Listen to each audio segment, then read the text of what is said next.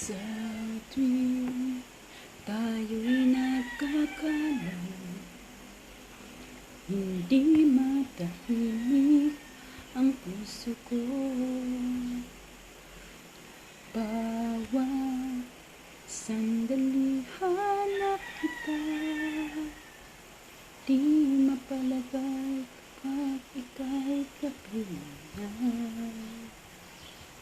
Dahil sa tuwing ika'y nakita na, langit-langit ang tuwang madarama. Hello, magandang hapon po sa ating lahat. Guys, sorry na paaga po tayo ngayon kasi po itong anak ko ay may mga kailangan palang bilhing project. So yan, walang ano. Kaya medyo napaaga po tayo ngayon, na-advance tayo ng almost 1 hour. So yan. So hello, magandang hapon po sa ating lahat. Ngayon po ay araw na naman ng Huwebes. Ayan, malapit weekend na naman bukas. Hello po kay Ma'am Mary Ann C. Laguna. Magandang hapon po sa inyo, ma'am. Magandang hapon po sa ating lahat. Magandang hapon po sa ating 42 viewers. Hello po kay Ma'am Darmark Chua Disangkopan at kay Ma'am Chiki Pumatong Lariosa. Magandang hapon po sa inyo. Kay Ma'am Marisa Isa Frafenian Mateo. Good afternoon din po sa inyo, ma'am. Kay Ma'am Lisa Lagaria Ichabes Lupi at kay Ma'am Justin Bahar. Ganon din kay Ma'am Everlyn Miranda ng Dubai. Hello, magandang hapon po sa inyo. Ganon din po kay Ma'am Lee Tabanag at kay Ma'am Justin Bahar ng Bulacan. Hello po dyan sa Bulacan. Ganon din kay Ma'am Christine Marquez. Kay Ma'am Laila Moreno. Good afternoon po sa inyo, Ma'am Laila Moreno. So ayan guys, ngayon naman po ay pag-uusapan naman po natin ang dapat na gagawin natin sa ating mga pintuan upang magtuloy-tuloy ang pasok ng swerte sa ating mga tahanan. Hello po kay Ma'am Rose Marquez ng Isabela. Kay Ma'am Christine Marquez, kay Ma'am Laila Moreno, kay Ma'am Rose Marquez ng Isabela, kay Ma'am Rizelen Salvador, kay Ma'am Elvie Navarro sa ating butihing tagapaghula, kay Ma'am Rebecca Gubaay Tumali, kay Ma'am Lelia Barnido, magandang hapon, kay Ma'am Ginaline Condes, kay Ma'am Nora Almasan ng Zambales, kay Ma'am Kakabeses, kay Ma'am Lerio V.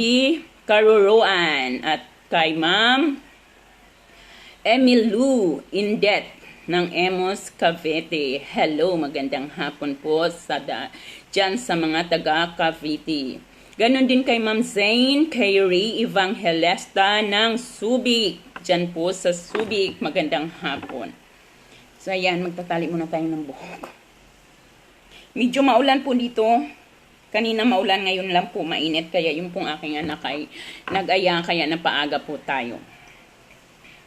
Hi po kay Ma'am Irene Ricto. Yes, ma'am, maulan. Maulan din po pala dyan. Dito din po ay ganun din po. Maulan din po dito.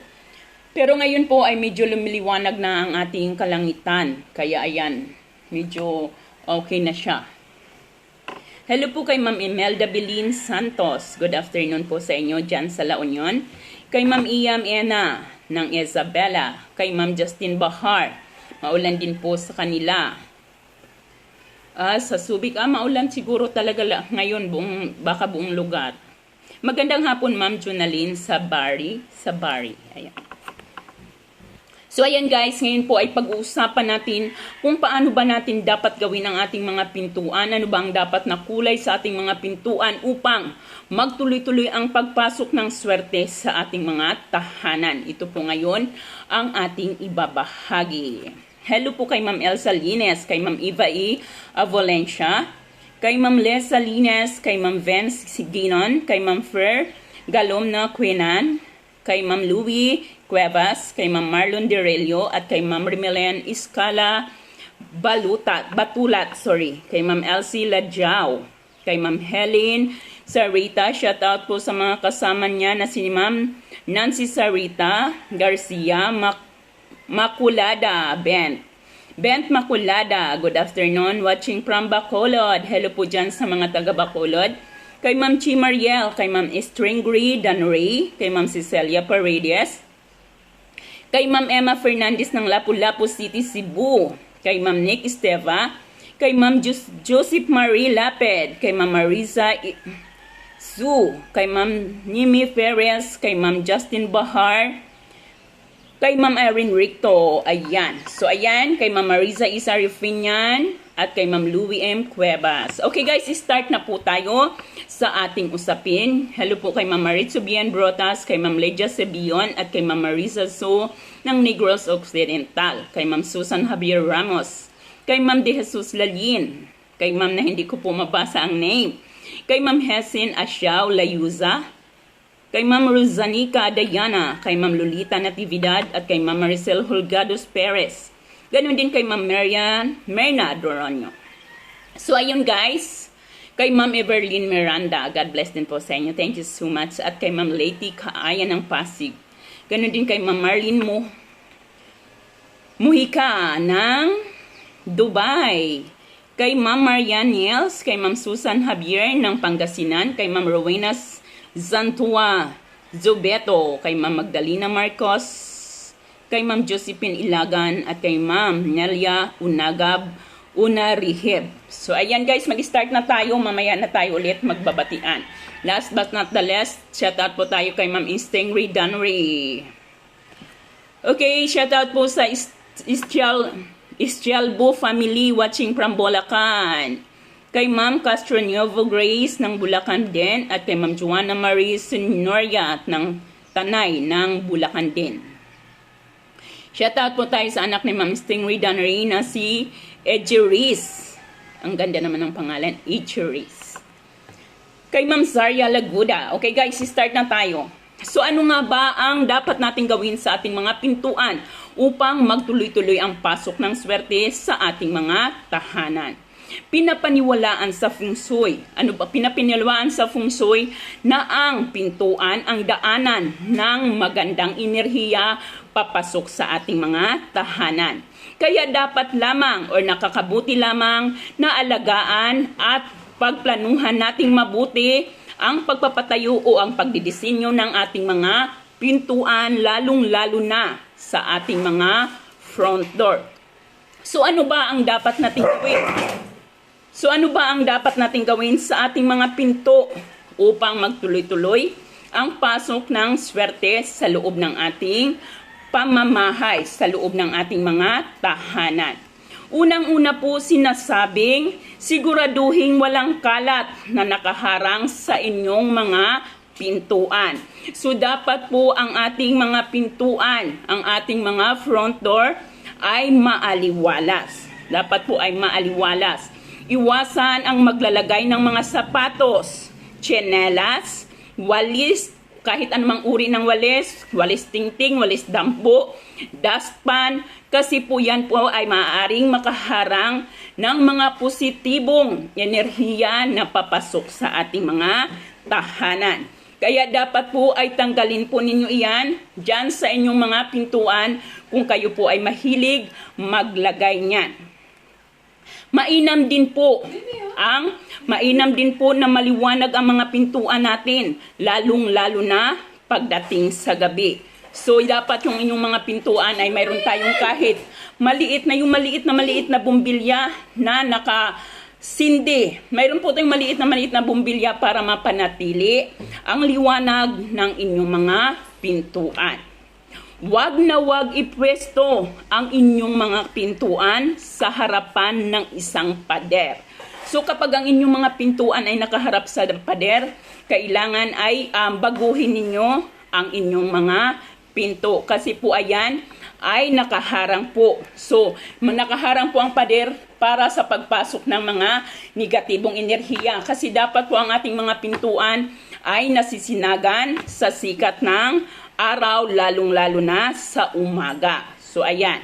Kaya dapat po ay wag na wag kapag ang inyong mga pintuan ay nakaharap sa malaking pader, ay baguhin nyo po kaagad yan.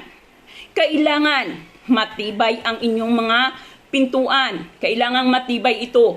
Hindi ito dapat lumalangit-ngit.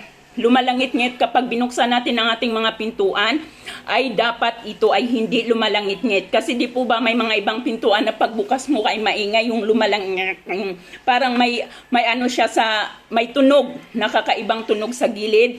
Kaya yan po ay magdudulot po sa atin ng negative energy na papasok sa ating mga pintuan. Dapat pagpasok sa mga pintuan, dapat pagpasok natin, di ba, pag nasa pinto ay hindi po palabas ang ating mga pintuan.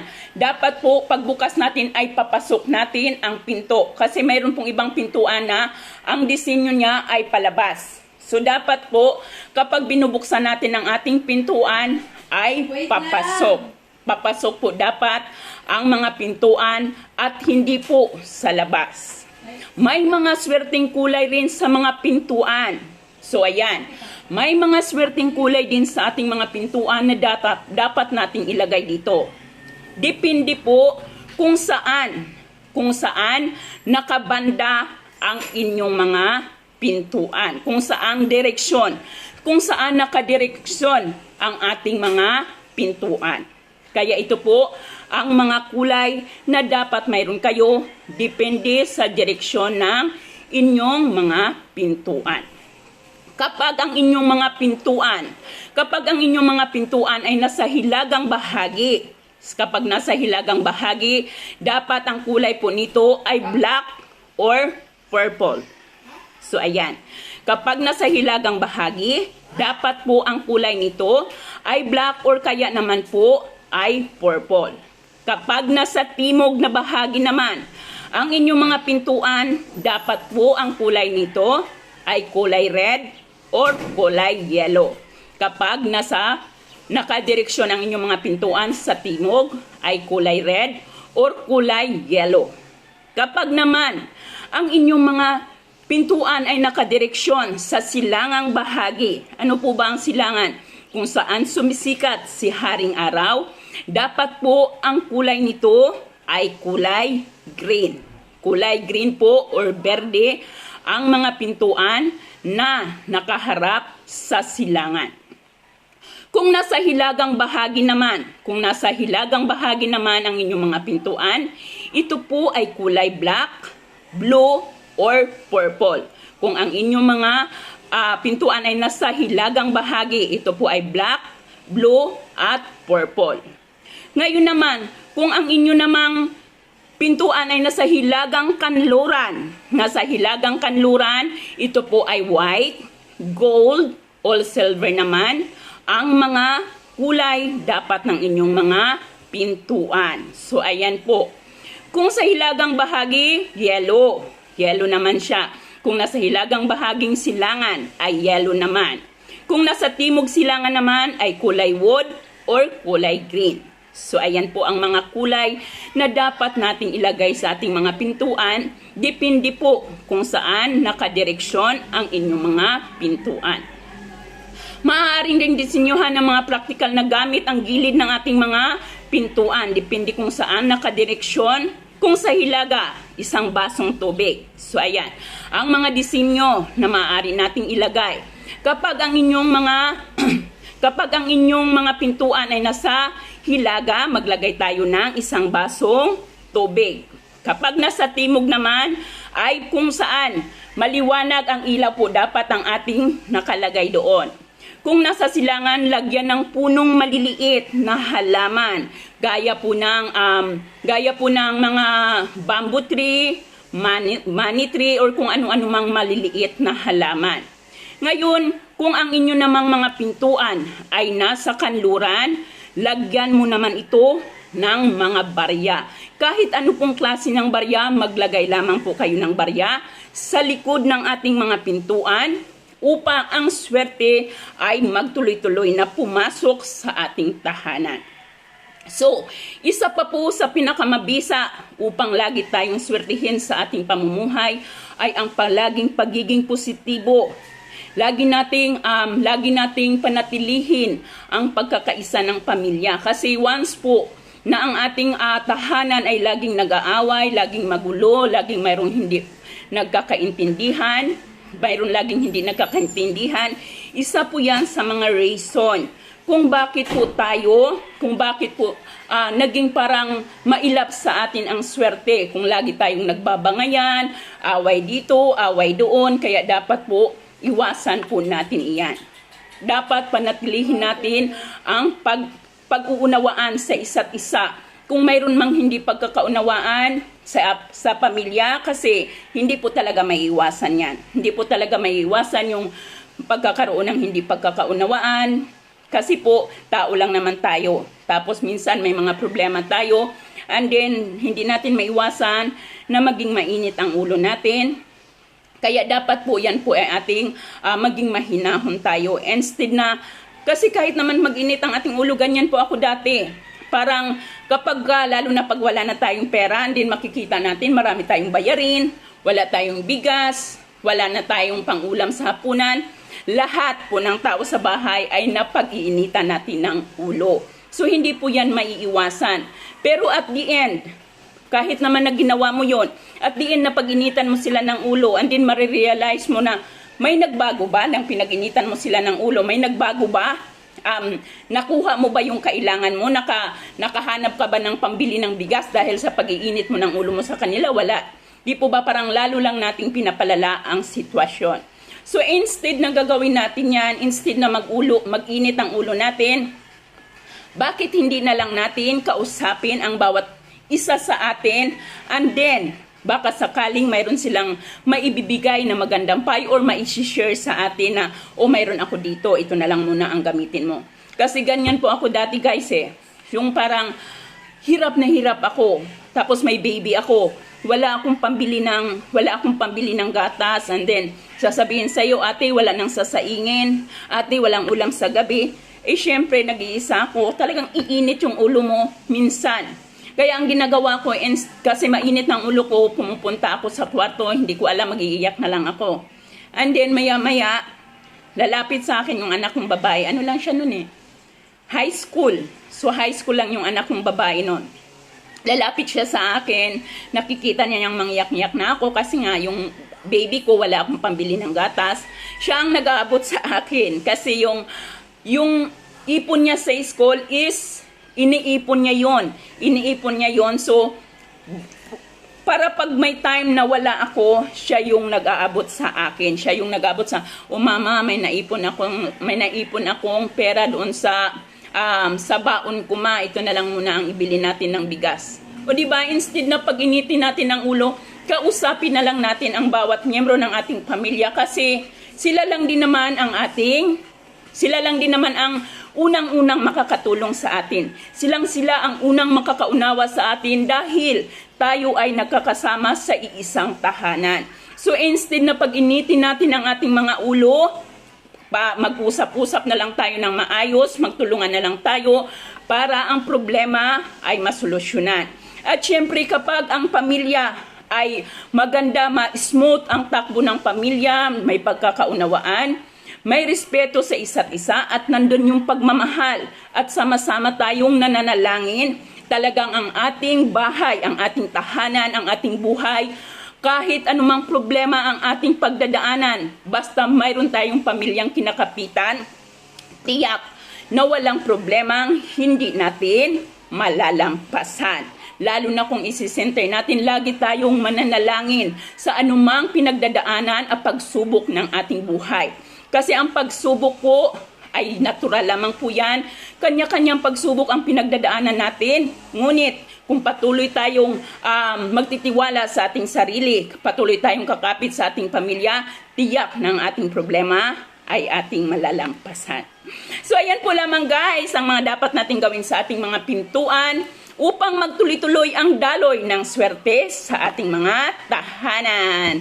Thank you so much po guys sa inyong lahat at kita-kita po tayo mamayang gabi. Sa mga nag-PM po sa akin, mamaya-maya ko na po kayo sasagutin sa aking inbox. Thank you po, bye-bye!